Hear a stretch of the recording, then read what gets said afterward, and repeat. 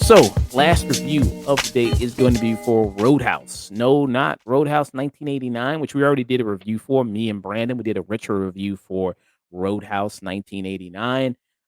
That one was with Patrick Swayze in 1989 there. And Roadhouse.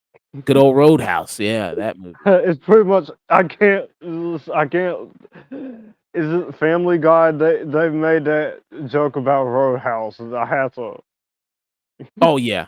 We played that during the review too. We mentioned that the Family Guy, yeah, they did a whole episode about Roadhouse, mentioned Roadhouse numerous times on the show there. Yeah, we talked about this, reviewed this. It was interesting going back. This is 1989, Patrick Swayze, pure 80s cheese here that you have with this film. So them kind of remaking it, it's not exactly, I mean, I don't think Roadhouse Night is even though I gave it a favorable review, it's not like it's some classic movie there that you could it's like, wow, how dare you do a remake of this movie? You know what I mean? Like, how dare you touch it? It's like don't think it's that classic a masterpiece of a movie that, you know what I mean? It's like, "Oh, wow, you're doing something, in relation to it that's like blasphemy." No, it's like, okay, whatever, you're gonna do it. In this one, you have Jake Gyllenhaal, who's starring as, Dalton, in this. Former His backstory here is he's an ex-UFC fighter in this, and this is also directed by Doug Liman. Doug Liman, he's done, things like Edge of Tomorrow. He's also, Swingers he did. He also did, the Bourne movies as well, and you can see very much of that Bourne influence come into Yeah, play. he did the first Born movie, the Born Identity. He Yeah. also did Mr. and Mrs. Smith, the movie. Yes, he did the '05, yeah, Mr. and Mrs. Smith movie as well. He did that as well, and you can see kinda that action kinda the way he kinda shoots action coming into play, especially with the Bourne movies too. A lot of the Bourne movies, they're very close-up kinda style here, but you can still make out what's happening, but it's like with Hmm. the camera work the way it's done here with a lot of the action scenes, it's like you're following a lot of the action and when characters tumble over and they're getting punched in the face, even though there's sometimes when characters getting punched in the face, what looks like completely like CGI. There's the opening sequence where like Post Malone is fighting, and like he's punching people, but it looks so fake. Like it looks really bad when he's punching people here. But so yeah, that's the director, that's the star of it. If you've seen 1989 Roadhouse before, it's pretty much follows the same premise as that one. And if you don't know what it is about, well, so like I mentioned, ex-UFC fighter Dalton, who takes a job as a bouncer at the Florida Keys at the Roadhouse there, this bar.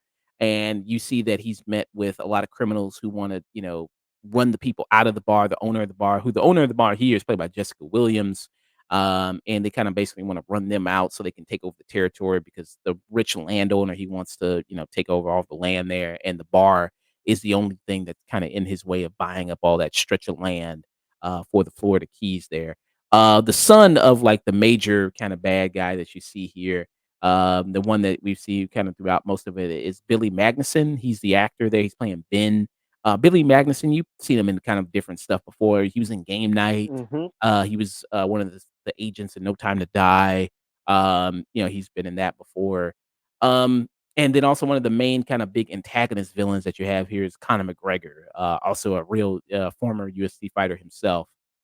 And you also rounding out this cast, you have a love interest here who's Daniela Melchior, who people might know. She was the rat catcher in the Suicide Squad Hmm. movie. She was in that.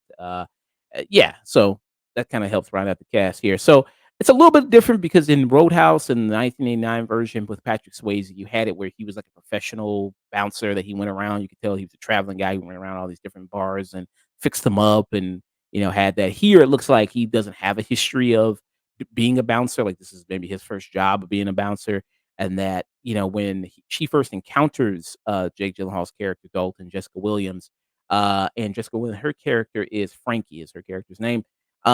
He's doing like street fights. He's doing like bar, you know what I mean, for money there because he lives in his car.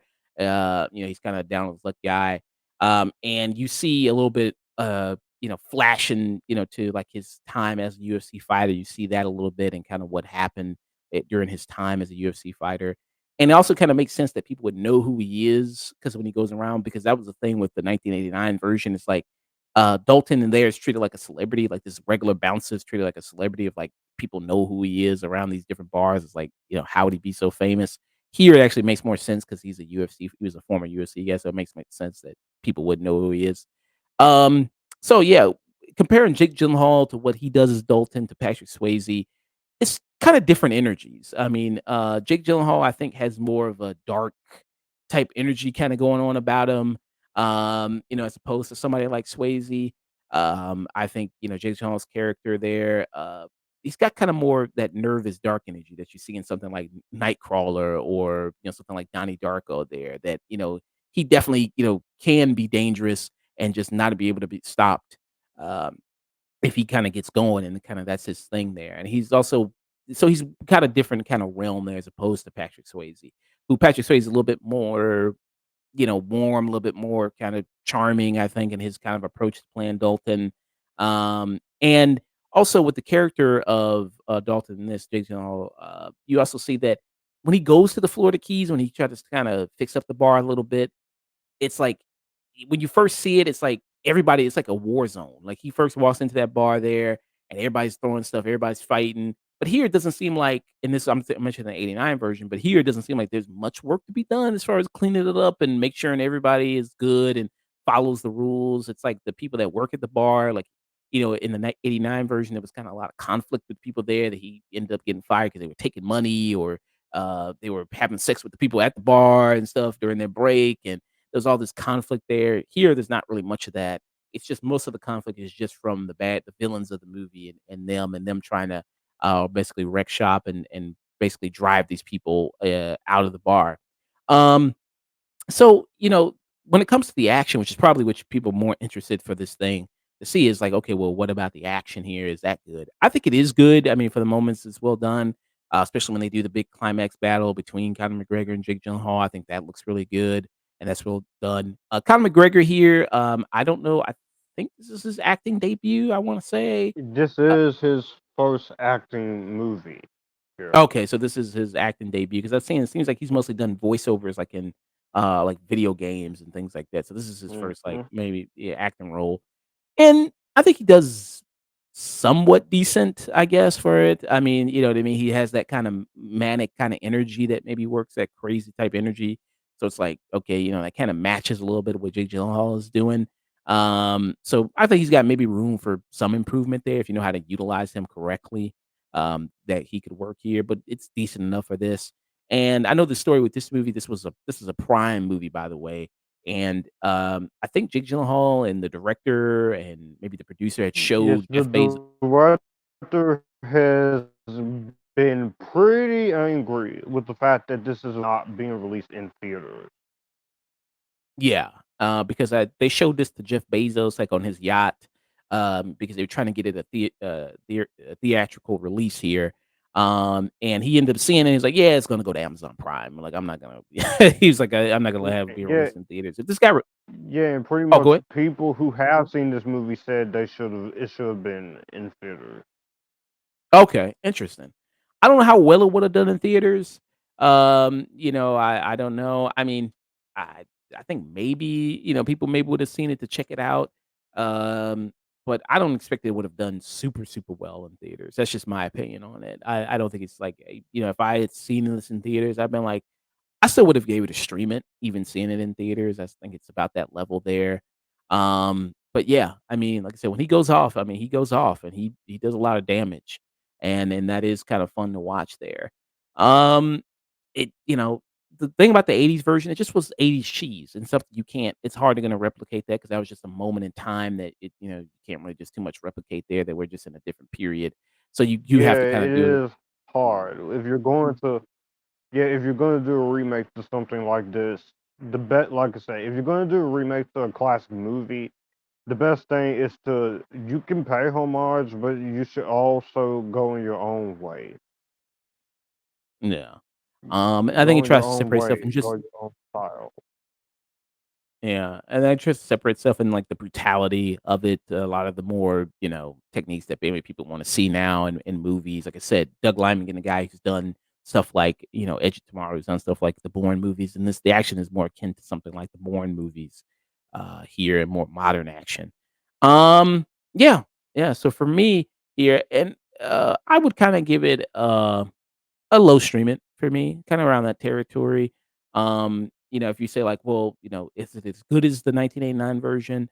I don't think so. I think the 1989 version had more of a specialness about it, more of a good classic nature about it with Patrick Swayze and also Sam Elliott as well, like the mentor to the Dalton character there. And also there's also another thing that kind of comes in because Dalton forms a special relationship with somebody in the first one, like the farmer character, and then here he does it with like a girl and her father in a bookstore that he goes to that the villains hit up because he has a relationship with them there. Um, so yeah, I think so. This movie, if you sit at home, watch this. I want something fun, maybe something dumb to watch, check out at home. I think this kind of serves that purpose there, and you maybe get some kicks out of that for that reason. So, yeah, I would kind of give it, yeah, a low streaming for me, and people can check it out on Amazon Prime right now. Yeah. Any questions about the Roadhouse there, Josh? No, not really. Yeah. But I do like the original Roadhouse, but it's never been one of my favorites. So And Rated Film True. So I have some older roads that unironically think the original is an untouchable masterpiece. Yeah, I don't think that. I think it's just fun. Like this one's kind of fun. I just think the 1989 version has some better fleshed out things in it that kind of work better than in this one. But Jake Gyllenhaal, I think he really got in really great shape for this and really trained hard for this and everything like that. So yeah, shout out to him. I mean, he's a very dedicated actor, and uh, Jake Gyllenhaal never delivers, I think, a bad performance. I don't think anything is in, and I don't think that's the case here. So yeah, for me, we'll stream it for Roadhouse.